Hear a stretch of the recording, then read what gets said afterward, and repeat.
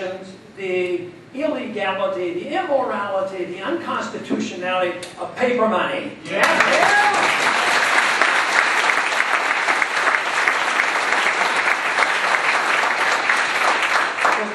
If you want power, turn the power to create money out of thin air. There, once again, would Bastiat approve? If you can't counterfeit money, why do we let the people in Washington counterfeit money? And, well, we can trust them. They're good folks up there. They'll take care of us. Secret, congressmen that don't usually care about the issue. And also, they will also do things in secret. The Federal Reserve, I've been on the banking committee the whole time I've been up there. I was up there for 8 years, and I've been up there for 12. Always been on banking. But I couldn't attend the Federal Open Market Committee. My goodness, I might know what they're doing, what they're talking about. We can't even audit the Federal Reserve. So wouldn't you think that everybody in the country, no matter whether you endorse the principles of the central bank, don't you think everybody in this country should demand that the members of Congress take the position that we ought to at least know what they're doing to the money and whose interests are best being served by the kind of monetary system we have?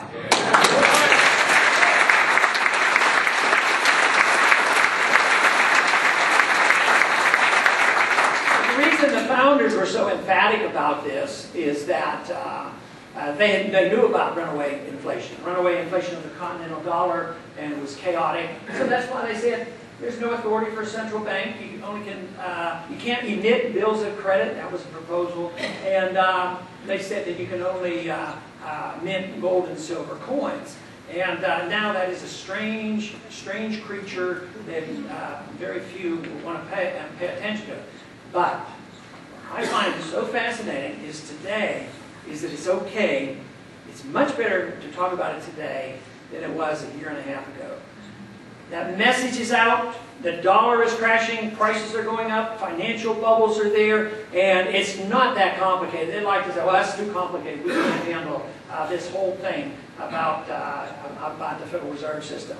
But how much does it take to explain to somebody who would just listen for 3 minutes that if you print a lot of paper money, the value of that money is going to go down? It is no more complicated than that. And there's a lot of reasons they print money.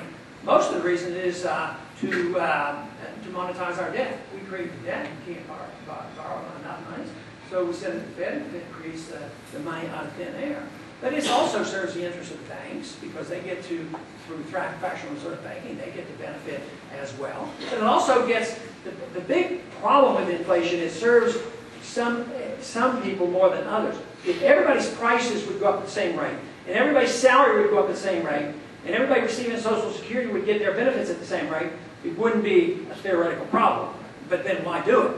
But what happens is some people benefit more than the others. And the politicians benefit because they get to spend the money first.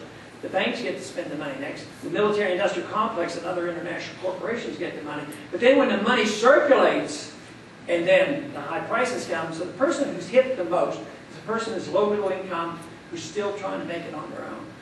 If they're completely on welfare, it might not hit as bad. But even there, it hurts because they still have to pay money to live.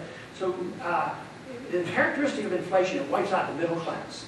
That is one characteristic about inflation, and there is a transfer of wealth until, or if you have a major calamity, such as in Germany, there's a transfer of wealth from the middle class to the wealthy.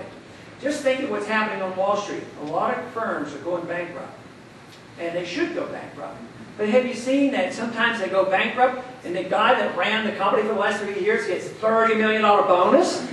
That's a transfer of wealth. That's not capitalism. In capitalism, the guy that bankrupts a company doesn't get anything. But this is why the monetary issue is so important. It's going to remain important.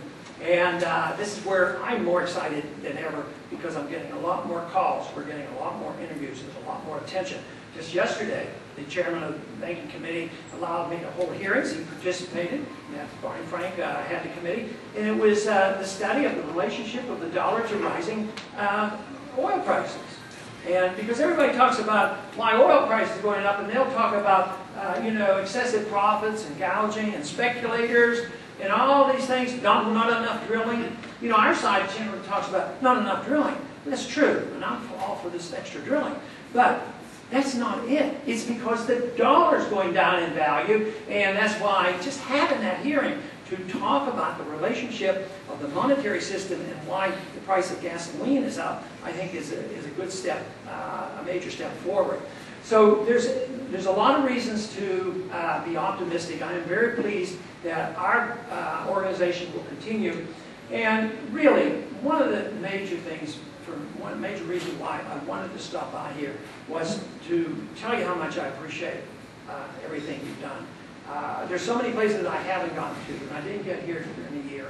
And I know how hard you work. I did meet some of you in other places around the country, in other states, and I knew you made trips and traveled and campaigned.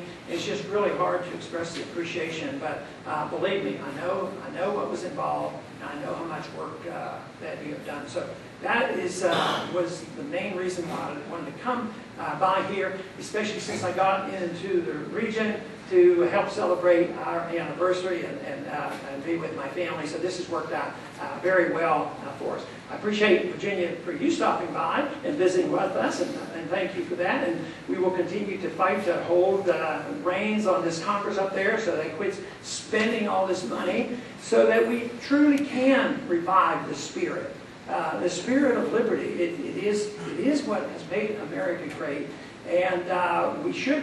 It's easy to become despondent, and I've been fascinated over the year that when I talk, and even tonight already, I talked a lot about our problems, and they're very, very serious. And if we do nothing, we will have a major crisis. And I think even if we do a little, we're going to have a major crisis. But I'm looking a little bit further ahead is what will come when it hits. Because if you, as an individual, have gotten yourself into so much debt, and you're overextended, and you haven't been working very hard, and you want to get back on your feet again, you might say, well, I got to cut back on the spending, I got to work hard, I got to work my way out of this. And that's the only way a country can do it. So we have to face that. So the question isn't so much that we won't have some difficult times. The question is what are we going to replace this with? More big government, more authoritarianism, more totalitarianism, and more spending and taxes and inflation? Or are we going to say that we did have a taste of what was great? We had a taste of liberty, and we understand it. We're better off than what the Soviets were because they didn't have our traditions, and we do have these. So there's every reason for us to say, that we can work our way out of this. But I was impressed over the years that even with the young crowds that I would talk to and talk about the problems, and instead of them being discouraged, those who come to see me and talk to me are excited. And happy about it. And I figured, well, why is it that I'm talking about these dire things? But somebody pointed out to me once, and I think this is the correct answer. If you do have a problem, and you don't admit it, sort of like if you drink too much or take too many drugs, and you don't admit you have a problem, they say you never get over it. But once you make this discovery, I have a problem, and I want to stop it, and then you have an answer. If you do the right things, things will work out. So I think that is what gives those individuals that have joined in this effort the optimism. So that is what I hope to contribute to. I say very often that it is not me that has brought the group together as much as the message. Because I have shortcomings in all that I do, because we're all humans and we have shortcomings. But the one thing that I've come to be convinced of is that the message is the right message. My job is to understand it and transfer that message and explain that message and to vote that message. Because I am absolutely convinced that if you have any humanitarian instincts, that you care about your fellow man, if you care about poverty and hunger, if you care about AIDS or any other thing, if you care about the environment, I think it comes from private property ownership and personal responsibility and limited government and this whole idea of the total rejections of violence against our neighbor, total rejection of the government using violence to have their way. If we believe in that, promote that, and have that available, when the time comes when we have this opportunity, which may be just around the corner, we'll all come out of this just quite fine. Thank you very much.